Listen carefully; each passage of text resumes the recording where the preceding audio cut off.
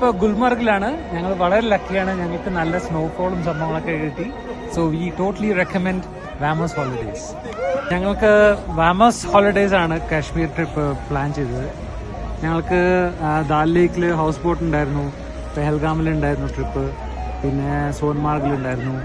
സൂപ്പറായിരുന്നു, വളരെ ഓർഗനൈസ്ഡ് ആയിരുന്നു, വളരെ പ്ലസന്റ് എക്സ്പീരിയൻസ് ആയിരുന്നു. ഒരു ഹാസൽസും ഉണ്ടായിരുന്നില്ല. ഈവൻ ഞങ്ങൾ